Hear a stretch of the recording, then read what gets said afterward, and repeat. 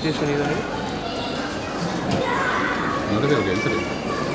Pero luego vamos a escuchar. No tiene dedos. Conectarlo y escuchar. No están los auriculares. Lo que me habías dado.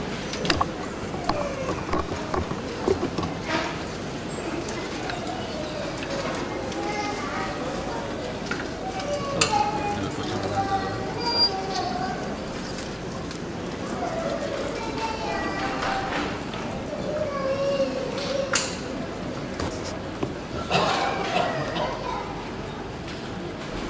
Algunos nos sale con mucha ilusión,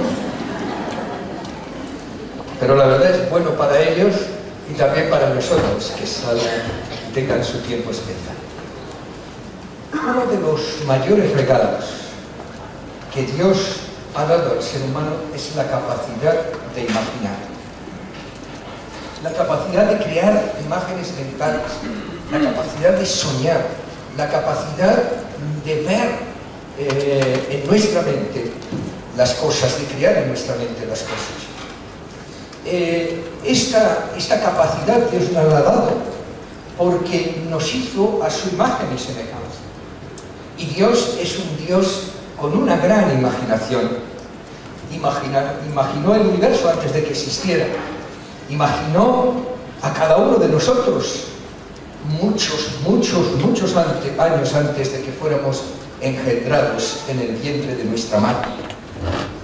La imaginación es un gran don de Dios, es un gran regalo de Dios, pero como todo, puede ser bien utilizado y mal utilizado. Y con mucha frecuencia utilizamos nuestra imaginación de manera inadecuada. La Biblia nos dice que hay cosas que no debemos imaginar. Hay cosas que no debemos traer a nuestra mente. La Biblia nos habla de tres cosas, entre otras muchas, que nosotros no deberemos reclinarnos y darles vueltas en nuestra mente. La primera de ellas es la preocupación. La Biblia nos dice que no debemos de preocuparnos. ¿Por qué no debemos de preocuparnos?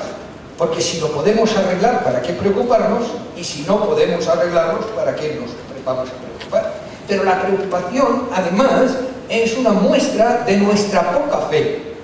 Porque si nosotros creemos en un Dios que nos ama y que provee y que nos edifica y que nos sustenta y que nos guía, debemos dejar en Él todas nuestras ansiedades. La Biblia nos enseña que nuestra imaginación no debe ocuparse en la preocupación.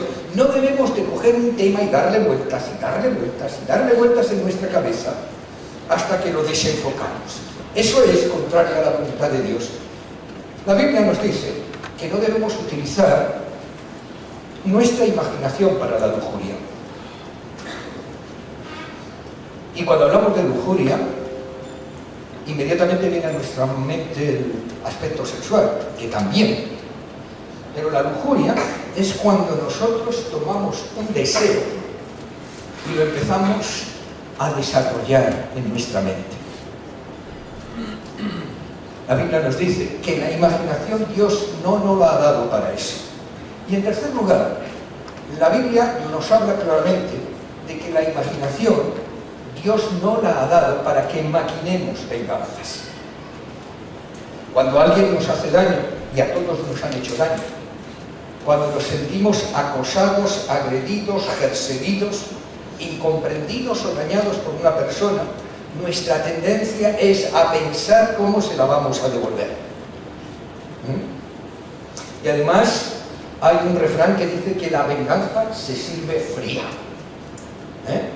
Y otro refrán dice que te sientes en la puerta de tu casa a esperar ver el cadáver de tu enemigo. Eso va en contra de la palabra de Dios.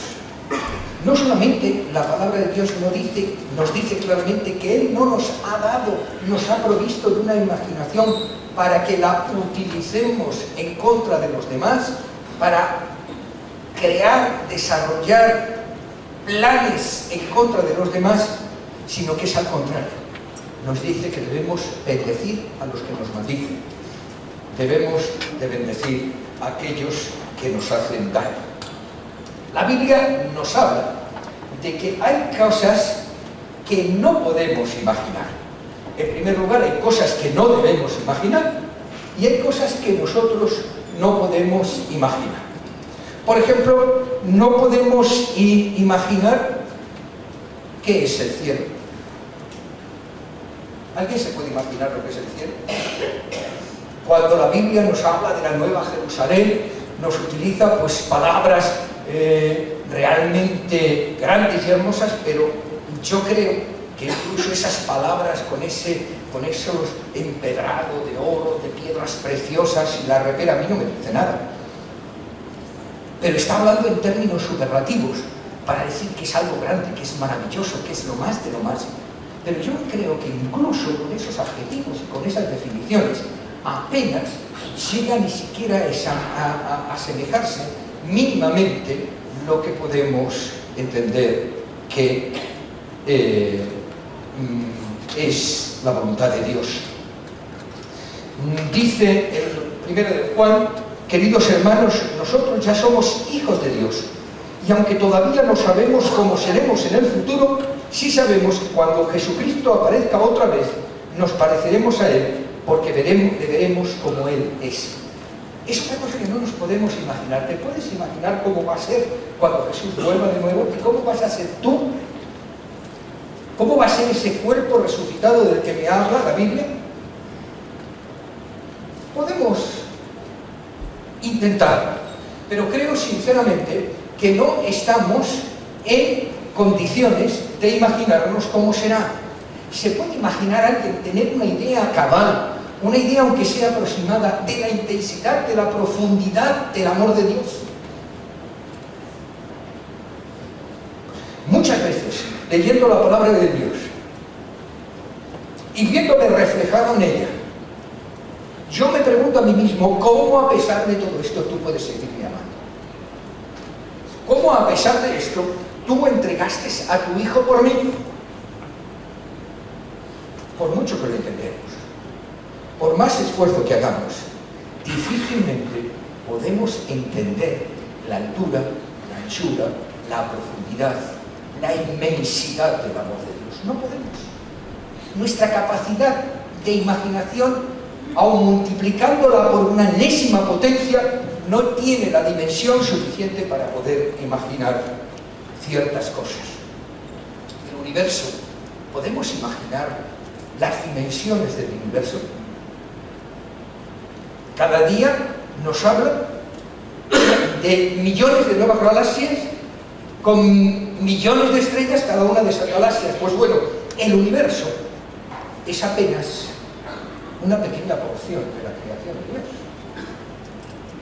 Es imposible podernos imaginar esas cosas. Ahora también la Biblia nos dice que hay cosas que deberíamos imaginar. Hay cosas en las cuales nosotros debemos centrar nuestra mente. Hay cosas que nosotros debemos recrear en nuestro interior, en nuestra imaginación, porque Dios nos lo pide, porque Dios nos lo dice, porque Dios nos exhorta a ello. El apóstol Pablo, escribiendo a los filipenses, dice: concentraos en todo lo que es verdadero, todo lo honorable, todo lo justo, todo lo bello, todo lo puro, todo lo bello, todo lo admirable. Pensad las cosas excelentes y dignas de alabanza. Es decir, la imaginación Dios nos ha dado para que lo concentremos en eso, para que la desarrollemos en esos aspectos y dejemos de concentrarnos en aquellos que o bien no debemos o aquellos en los cuales no podemos. Cuentan una anécdota que estaba Agustín de Hipona caminando por la ribera del Mediterráneo en Cartago, por allí, y entonces vio a un niño que estaba haciendo un agujero y echando agua del mar en el agujero. Se paró al niño y le dijo: ¿qué haces? llenando todo el agua del mar en este agujero. Tuvo una sonrisa en sus labios y le dijo, eso es imposible. No tienes no tienes suficiente agujero para tanta agua. Y entonces el niño le contestó, más difícil es que tú llegues a comprender la dimensión de Dios. ¿Por qué esforzarnos en aquello que no podemos, en aquello que no debemos, en lugar de centrar nuestra mente en la imaginación que Dios nos ha dado para aquello que Dios quiere, para aquello que está dentro de su voluntad? A mí me gustaría hablar brevemente, porque no es posible de otra manera, de 8 cosas que hemos aprendido a lo largo de la vida de sueños inspirados por Dios. En primer lugar, mi imaginación da forma a mi vida. Nuestra imaginación da forma a mi vida. Yo soy, en la medida de que se va forjando mi existencia a través de lo que nace en mi corazón. Porque tal como es el pensamiento de tu corazón, así eres tú. Recordad que cuando la Biblia habla de corazón no está hablando de sentimientos. Cuando la Biblia habla de corazón está hablando de mente. Porque en el antiguo Oriente el corazón era el lugar donde anidaban los pensamientos. Las emociones eran en el vientre. Entonces, cuando la Biblia está diciendo, porque cuál es tu pensamiento en tu corazón, eres tú. Es decir, tus pensamientos te definen. Tus pensamientos te califican. Tus pensamientos dicen lo que eres. Cuando tú estás siempre negativo, siempre viendo todo lo peor, siempre percibiendo de los demás todo aquello que es negativo, está definiendo de que eres una persona negativa.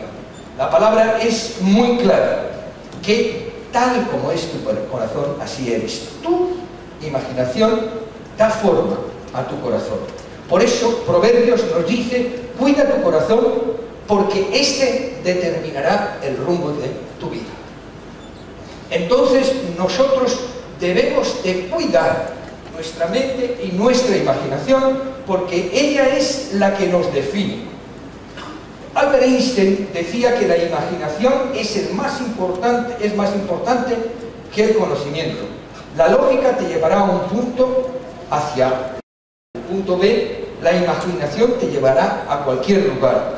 La verdadera muestra de inteligencia no es el conocimiento, sino que es la imaginación.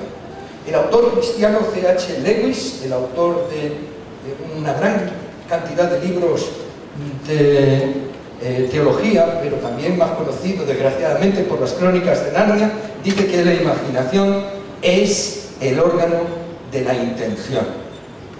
Y Napoleón decía que la imaginación es lo que gobierna al mundo. Podríamos ver, como dicen otras personas conocidas acerca de la imaginación. Son maneras diferentes de destacar un hecho. La imaginación me conforma, me determina. Figuraros que el propio Señor en la Biblia nos habla de Génesis, el capítulo de la Torre de Babel. Centrémonos en este tema.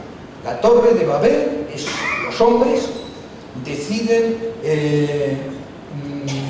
dicen, bueno, ha habido un diluvio porque nos apartamos de Dios, vamos a hacer una cosa, vamos a construir algo que nos salve de los diluvios, vamos a hacer una torre que llegue hasta el cielo, de manera que si llueve nos metemos en la torre y nos salvamos del diluvio. Figuramos lo que dice la palabra de Dios. La gente es una sola, todos tienen una lengua, han comenzado su obra, ahora nada desistirá de lo que han pensado. Esto es el aspecto negativo, pero aquí nos dan las tres claves fundamentales para que los sueños se hagan realidad. Unidad, son uno, tienen un solo propósito, unidad, un propósito común, y el tercero, enfocan todo su esfuerzo en aquello que han pensado, han imaginado. Porque cualquier cosa, para que sea una realidad, empieza siendo una imagen en nuestra mente. No se construyen los edificios solos. Primero hay que hacer unos planos, los barcos, los coches. Cualquier cosa en la vida, antes de ser una realidad, es un proyecto en nuestra mente. La imaginación, el imaginar, es esencial para la fe. Es básico. Es absolutamente necesario. Sin la imaginación difícilmente veremos a Dios. Dice Hebreos 11:1, que ya no lo sabemos todos de memoria, ¿verdad? ¿Sí? ¿Sí o no? Así que no me habéis convencido. Dice, la fe es la confianza de que la verdad sucederá, que de verdad sucederá lo que esperamos. Es lo que nos da la certeza de las cosas que no podemos ver. La fe comienza en nuestra imaginación. Cuando nosotros decidimos crear en nuestra mente esas figuras, nos ayudan a percibir aquello que todavía no es una realidad. Nos ayudan a poder desarrollar aquello que todavía no es. Y claro, nosotros tenemos dos opciones. Nos podemos fijar en las cosas que se ven o en las cosas que no se ven. Pero hay una característica de las cosas que se ven. Las cosas que se ven tienen un principio y un fin. Las cosas que no se ven son eternas. Dice la palabra de Dios, no nos fijemos en las cosas que se ven, sino en las cosas que no se ven. Por las cosas que se ven son temporales y las cosas que no se ven es eternas. Pongamos un ejemplo. Esto es una mesa, ¿verdad? Acabo de descubrir el huevo de color. ¿Se ve la mesa? Pero esta mesa es temporal. Vamos a suponer que viva 500 años, 600 años. Pero, al cabo de un tiempo, se desgastará, se consumirá y se perderá. Podríamos aplicarlo a esa mata, podríamos aplicarlo al micrófono, a las sillas, a cualquier cosa. A mí, a mi cuerpo. Este cuerpo que veis, iba a decir, se lo van a comer los gusanos. No, porque yo he pedido que me lo quemen. Pero es cuestión de tiempo que este cuerpo desaparezca. Nada que vemos físicamente es eterno, todo es temporal. Ahora, mi alma, que no la veis, es eterna. Dios, que no lo vemos, es eterno. El Espíritu Santo que mora en nosotros es eterno. ¿Por qué nos centramos en las cosas temporales en lugar de centrarnos en las cosas que son eternas? La imaginación nos lleva a centrarnos en las cosas que son eternas y no aquellas que son temporales.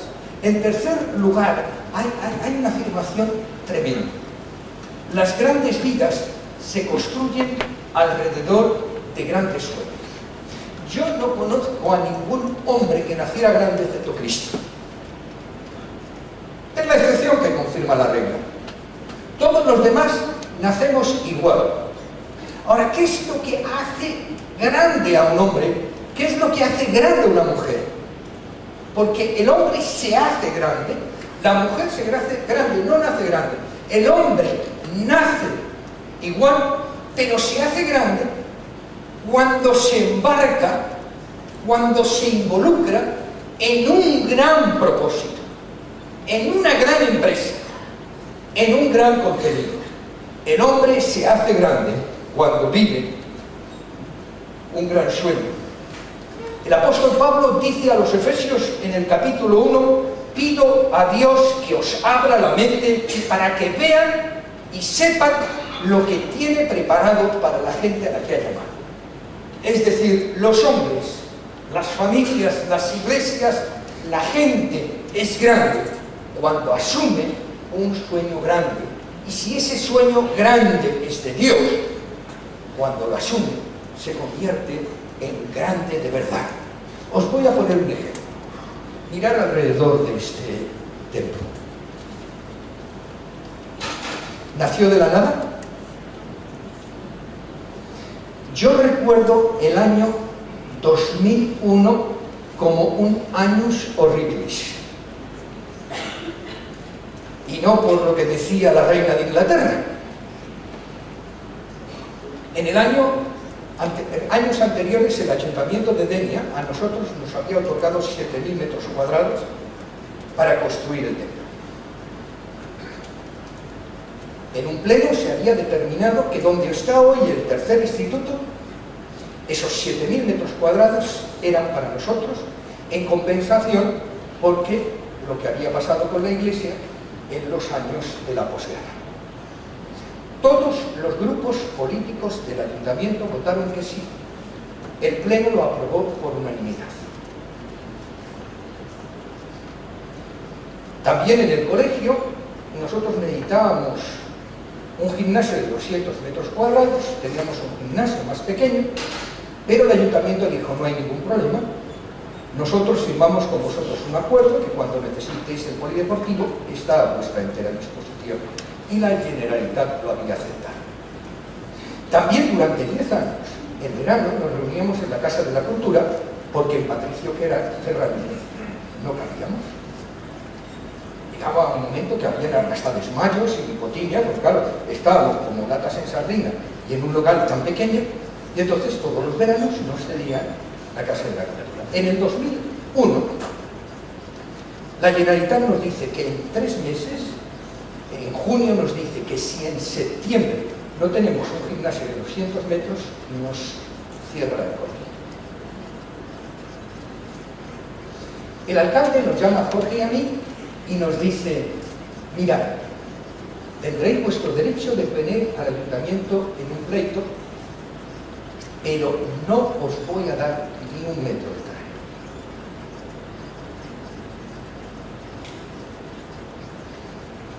Y bueno, como si fuera poco, de la Casa de la Cultura, nada de nada. ¿Os imagináis?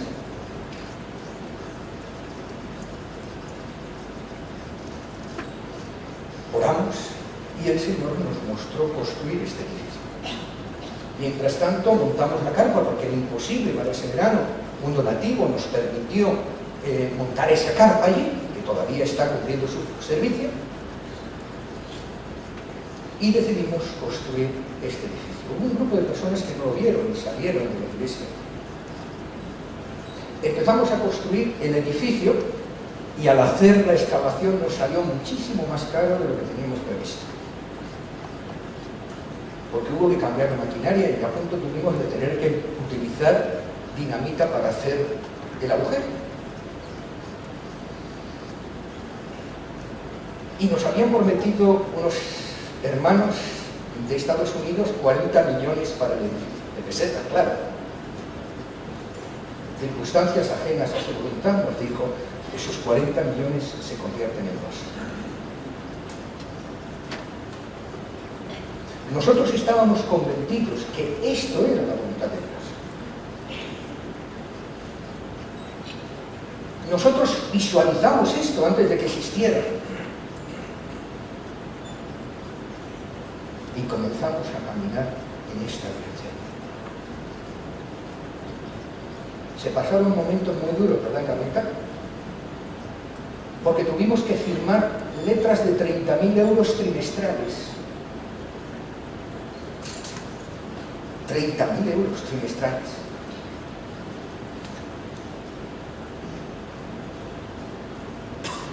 Había semanas que iba a vencer la letra y no teníamos un euro. Pero jamás dejamos de atender los compromisos. No disminuyó nuestro compromiso con la obra misionera nacional, no disminuyó nuestro compromiso con la obra misionera internacional. Y jamás nos faltó para cumplir el objetivo. Hoy es una realidad. Es una realidad.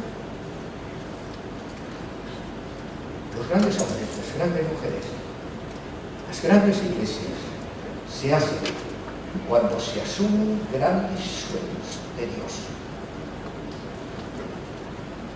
Esto nos enseña varias cosas. La primera de ellas es que cuando el pueblo no tiene visión, perece. Lo dice la palabra de Dios.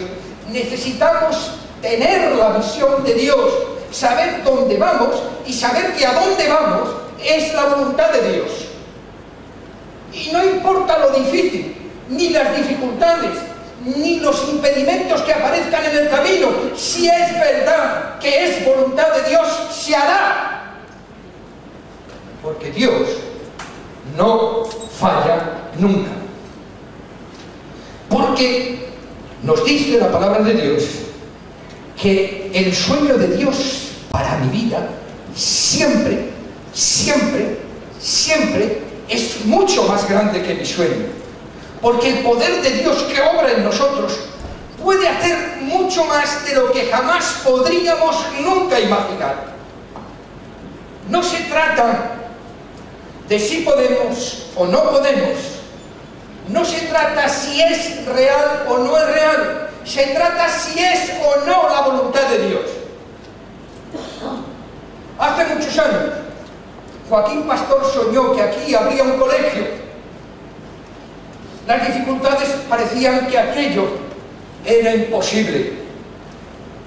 Él se fue a la presencia del Señor sin que fuera una realidad, pero hoy es una realidad. Muchos años antes, sus padres recibieron la promesa de que este terreno sería para el Señor. Todo este terreno. Durante más de 40 años, las cosas se torcieron y parecía que nunca iba a ser una realidad. Pero este terreno llegó a ser para el Señor. Nada es imposible si es la voluntad de Dios. El problema no es si es o no posible, sino si estás o no en la voluntad de Dios. Deja que el tamaño de tu Dios determine cuál es el tamaño de tus metas, el tamaño de tus logros. Porque si tú crees en un Dios pequeñito, en un Dios que no puede, tus metas serán raquíticas. Pero si eres consciente de que Dios es infinito, que Dios todo lo puede, busca su dirección, tus metas serán inmensas. No importa lo grande que sean, son de Dios. Y si son de Dios, se realizarán. Ahora, hay otra cosa que hemos aprendido. Es que la duda es enemiga acérrima de la imaginación. El gran enemigo que tenemos para soñar los sueños de Dios es la duda. Por eso la palabra de Dios nos dice en Santiago: si alguno tiene falta de sabiduría, pídasela a Dios y se la dará. Y Dios da a todos generosamente sin menospreciar a nadie. Pero sigue diciendo Santiago: pero pídalo con fe sin dudar, porque el que duda son como las aguas del mar, se agitan, llevadas de un lado a otro por el viento. Quien es así, no piense que va a recibir cosa alguna del Señor. La duda es el enemigo de mi fe. No se trata de que nunca tengamos dudas. Mirad, yo tengo 40 años de ministerio. Y yo tengo una cantidad de preguntas apuntadas en mi mente para hacerle a Dios cuando esté allá arriba. Pero un montón, ¿eh? Así que si alguno tiene más preguntas, póngase a la cola, que yo he pedido primero, la ve, y cuando estemos allí, Señor, porque hay muchas cosas que no entiendo. Hay muchas cosas que no me parecen posibles. Hay muchas cosas que no caben en mi mente. Ahora, una cosa sí he aprendido. Si lo dice la Biblia, es verdad, aunque yo no lo entienda. Si lo dice la Biblia, es posible, aunque yo no lo perciba. Y en muchas cosas yo le tengo que decir al Señor: tú lo dices y yo lo creo. Tú lo dices y yo lo hago. Cuando quieras, Señor, me lo explicas. Porque no se trata de que yo entienda o no que entienda. No se trata de que yo acepte o no que acepte. No se trata de si a mí me parece o no posible. Se trata de si lo dice Dios o no lo dice Dios. Si obedezco o no obedezco. Y no se trata de que nosotros vivamos como autómatas sin pensar ni utilizar la mente ni la inteligencia. No. Se trata de que nosotros aprendemos una cosa que es muy más simple que el mecanismo un chupete. Si Dios ya me ha mostrado esto, el resto me lo mostrará cuando es su voluntad. Yo me he tirado 40 años pidiendo al Señor que me mostrara. 40 años de mi vida, pero pidiendo, y a veces yo nunca pude entender por qué yo tuve que ser huérfano. Y le pregunto al Señor, ¿por qué? ¿Y por qué a mí? ¿Por qué me has hecho pasar por esto? ¿Qué he hecho yo? Pero yo servía en su obra y no impedía que esa duda ni retrasara mis pasos ni disminuyera mi fe. Un día me lo mostró.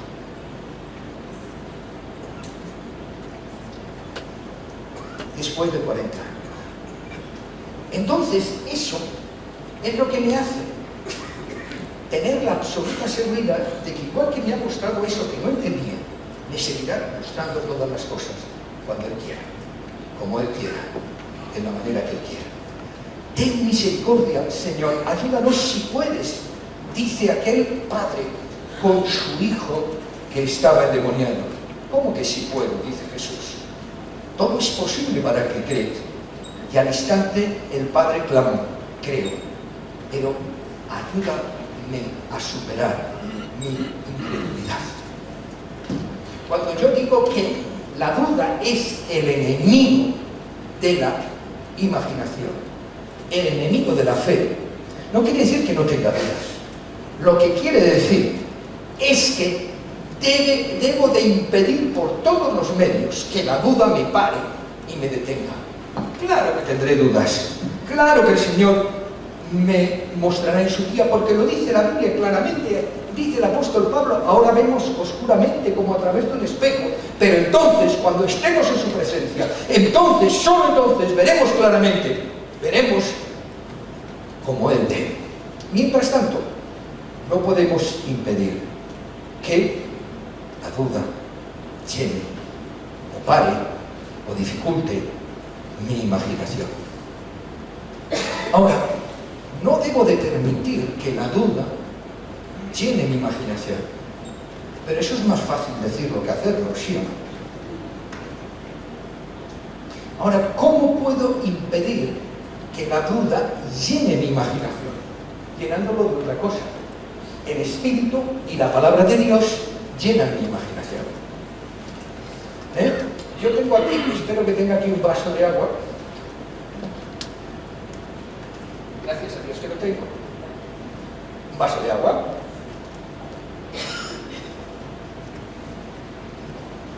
No hay agua. Ahora, como está vacío, se puede llenar de cualquier cosa. Si alguien tiene Coca-Cola, que la traiga y para que no se llene de otra cosa, ¿qué es lo mejor que puedo hacer? Llenarlo de lo que yo quiero. Si yo quiero impedir que mi mente, que mi imaginación se llene de duda, muy fácil, la lleno previamente de la palabra de Dios. Por eso es tan determinante, por eso es tan importante encontrar esta clave. Dice el apóstol Juan, en el versículo 14, dice, el apóstol Juan, palabras del Señor, y le pediré al Padre, y Él os dará un defensor, que estará en vosotros para siempre. Me refiero al Espíritu Santo, quien guía toda bondad. Vosotros sí lo conocéis, porque ahora vive en vosotros y está en vosotros. El Espíritu Santo y la palabra de Dios deben de llenar nuestra mente como una profilaxis, como un remedio, como la única forma de evitar que la duda me llene y me atemorice. Ayúdame, dice el Salmo 119, a comprender el significado de tus pensamientos y meditaré en tus maravillas. Es decir, solo hay una clave para superar la duda, solo hay una clave para impedir que la duda me llene, para que la duda me detenga, para que la duda me impida seguir adelante. La clave es el tiempo diario a solas con Dios. No hay nada que pueda sustituir el tiempo a solas con Dios. Si en ese tiempo yo lleno mi mente de la palabra de Dios, si en ese tiempo yo lleno mi corazón de la presencia de Dios, si en ese tiempo yo profundizo, medito en lo que Él es, en lo que Él dice, en lo que Él expone a través de su palabra, mi mente y mi corazón estarán llenos de su palabra, que dirigido por su Espíritu me harán inmune a la duda. No, me harán superar cualquier duda. El problema no es que la duda venga o no, vendrá, somos humanos. El problema es si la superamos o no. En el capítulo 33 de Job dijo: Dios habla una y otra vez, aunque no lo percibamos. Algunas veces en sueño, otras veces en visiones nocturnas, cuando caemos en un sopor profundo o cuando dormitamos en el lecho. Dios nos habla de múltiples maneras, pero para poder escuchar y atesorar la voz de Dios, yo tengo que dedicar tiempo y empeño en hacerlo. Yo he visto demasiados cristianos con vidas totalmente infructuosas porque estaban tan ocupados en tantas cosas, algunas incluso de la iglesia, que no tenían tiempo para estar a solas con Dios. Y sin eso es imposible. Nunca enfatizaremos lo suficiente la importancia del tiempo con Dios. Nunca enfatizaremos suficiente la importancia de las disciplinas espirituales. No es que sean importantes, es que son básicas.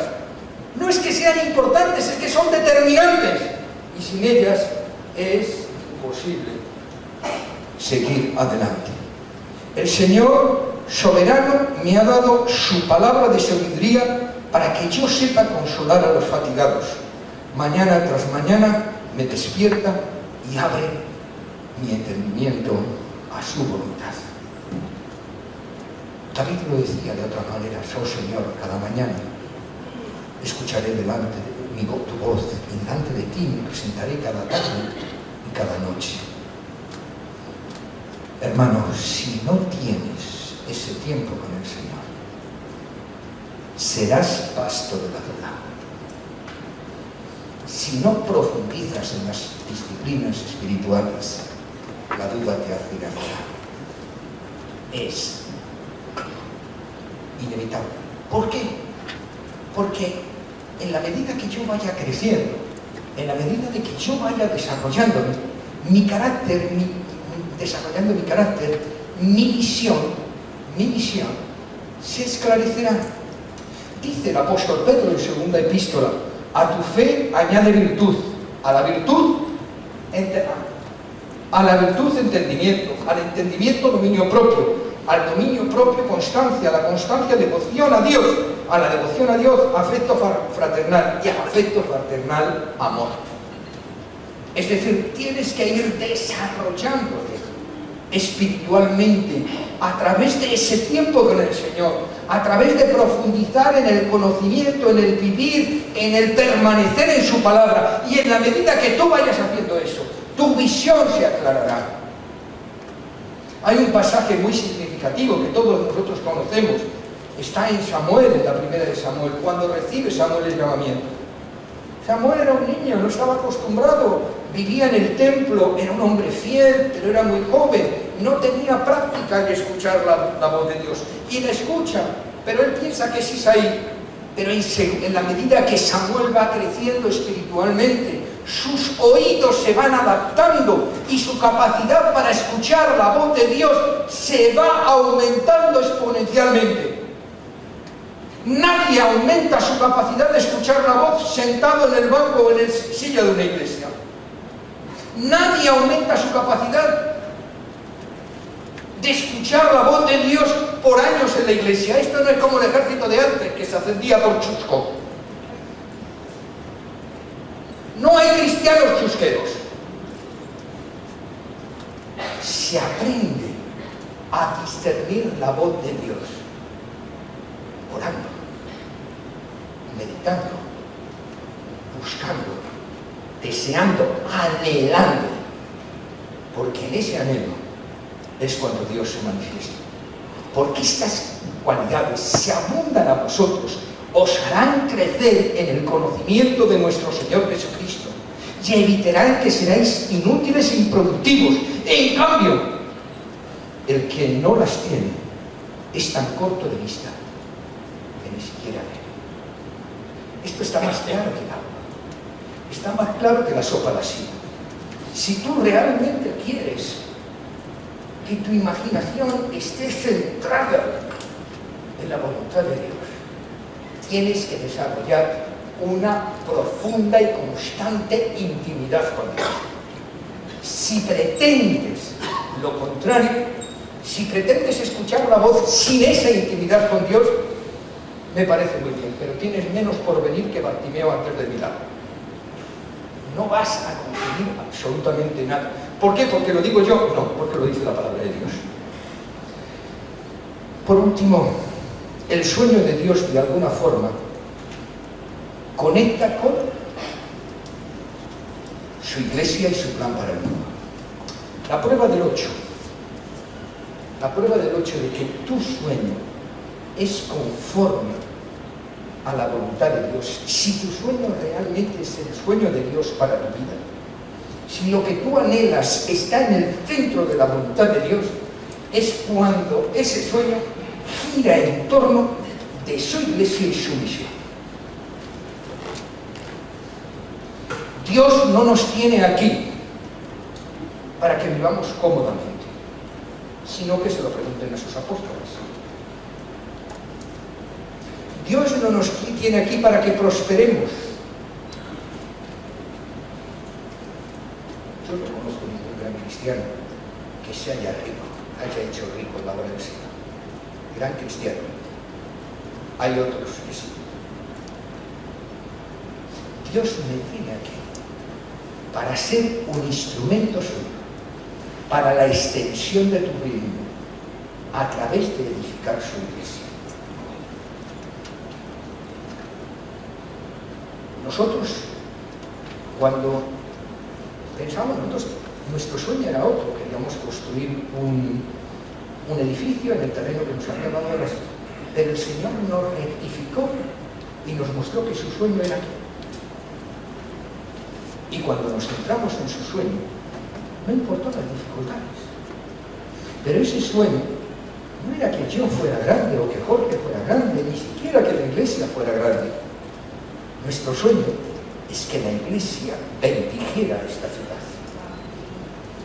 Nosotros entendíamos que desde hacía 100 años Dios quería levantar una iglesia en Denia para que bendijera la ciudad. Cuando llama a Abraham, no le dice vas a ser la repera de rico. Cuando llama a Abraham, dice bueno, vas a tener más camellos, no los vas a poder ni contar. No. Le dice, en ti serán benditas todas las naciones de la tierra. E Israel ha tenido sus altibajos, pero fue de bendición a las naciones. Y el nuevo Israel, que es la iglesia de Cristo, tiene una historia que hay etapas de esa historia que mejor olvidarlas, pero sigue siendo el instrumento de Dios para bendecir a las naciones. Tu vida estará en el centro de la voluntad de Dios cuando esté centrada en su iglesia y su plan en el mundo. Si tú tratas de edificar tu vida simplemente, si tú tratas de edificar tu familia simplemente, te aseguro una cosa, no lo lograrás. Pero si tú tratas de edificar el reino de Dios, seguro que lo harás. Él te va a utilizar y vas a ser bendecido en la medida que seas de bendición a todas las naciones. Yo me gustaría terminar esto de dos formas. En primer lugar, haciéndote tres preguntas, no para que las contestes ahí, sino para que tomes nota y te centres en tu tiempo devocional para que Dios vaya contestando las preguntas. La primera, ¿qué tal si?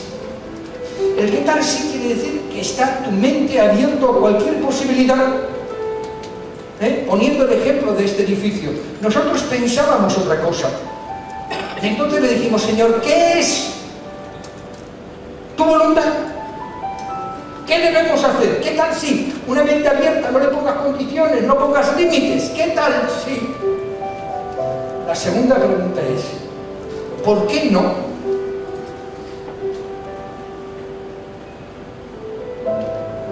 En esta pregunta se cierra un poco más, tiene otro propósito, tiene otra dirección. Cuando estoy diciendo qué tal no, me estoy refiriendo cómo ves el mundo que está a tu alrededor. ¿Qué es esto que haces? ¿Qué es lo que no estás haciendo bien? ¿Qué es lo que puedes hacer mejor? Cuando ves un problema en el mundo, pregúntale al Señor, ¿cómo puedo yo marcar la diferencia? ¿Cómo puedo yo marcar la diferencia? Porque Dios nos tiene aquí para marcar la diferencia. Dios no nos tiene aquí para que nos acomodemos al mundo, para que nos dejemos llevar por la problemática del mundo, sino para que investiguemos, para que soñemos, para que buscamos qué es lo que Dios quiere hacer para cambiar las cosas del mundo. Y la pregunta última sería, ¿por qué yo no? ¿Por qué no ahora? La gente dice que tenemos todos estos problemas, y son verdad. La pobreza, la precariedad, el abuso, la corrupción, el despotismo. Podríamos hacer una lista muy grande. Y hay gente que dice, si Dios existiera, eso no ocurriría. Pero ¿por qué yo no? Es decir, Dios nos tiene a nosotros para ser sal y luz. Y si Dios ha permitido esos problemas en el mundo, es porque sabe que su iglesia tiene la capacidad de dar la vuelta al mundo. Un grupo de 500 personas en menos de 100 años extendió su palabra por todo el Mediterráneo y cambió la filosofía del Imperio Romano. Porque para Dios lo importante no es el número ni la capacidad. Para Dios lo importante es hombres y mujeres dispuestas. Y cuando ven un problema, se pregunten, Señor, ¿por qué yo no puedo ser utilizado para solucionar este problema? La segunda cosa que quiero hacer es terminar con una oración.